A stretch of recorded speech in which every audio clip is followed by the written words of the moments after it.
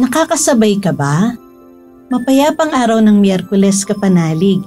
Ipinagdiriwang po natin ang kapistahan ni San Jose ng Cupertino. Ito po si Sister Rose Agtarap ng Daughters of St. Paul para sa mabuting balita. Tayo na pong magnilay sa Ebanghelyo ngayon.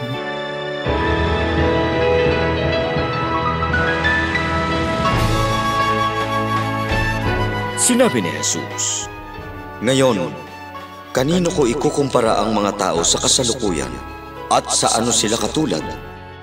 Para silang mga batang nakaupo sa mga plaza at nagrereklamo ang ilan sa kanila. Tinugtog namin ng plauta para sa inyo at hindi kayo sumayaw. At nang umawit naman kaming punebre, ayaw naman ninyong umiyak." Ganito rin naman ang nangyari. Dumating si Juan Bautista na hindi kumakain ng tinapay ni umiinom ng alak. At ang sabi ninyo'y, "Nasisiraan siya ng bait." Dumating naman ang anak ng tao na kumakain at umiinom. At sinabi naman ninyong, "Narito ang taong matakaw at lasenggo, kaibigan ng mga publikano at mga makasalanan." Gayunpamay nakilala ng kanyang mga anak ang karunungan.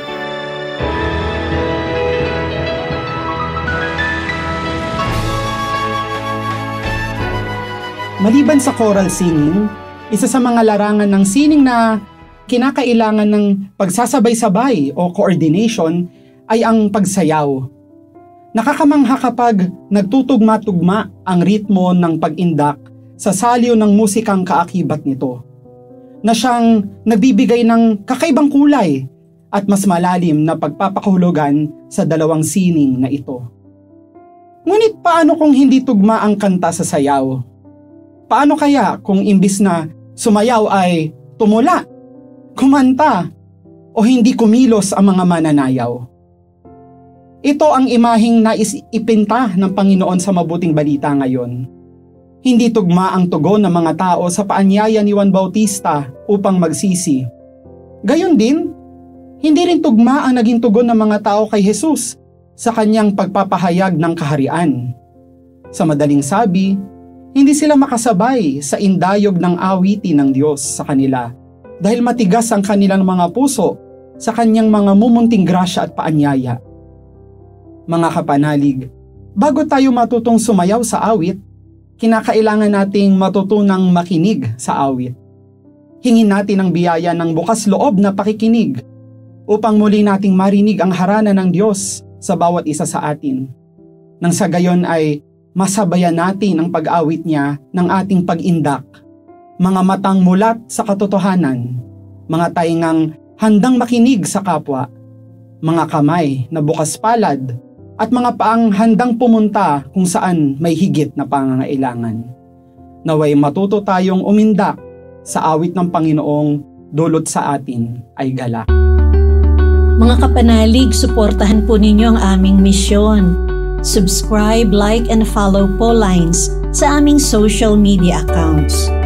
Tulungan niyo po kaming maipagpatuloy ang programang ito at ipadala ang inyong donasyon sa aming donations channels.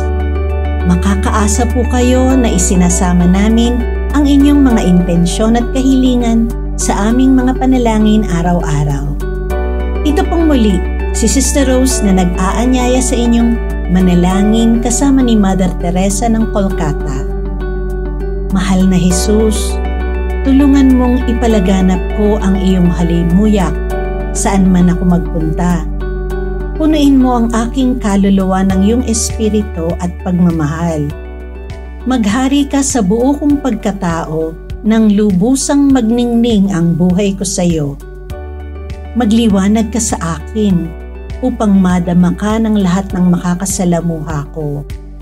Hayaan mong makita nila, hindi ako, kundi ikaw lamang, Jesus.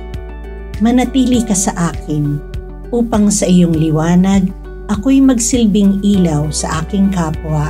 Amen.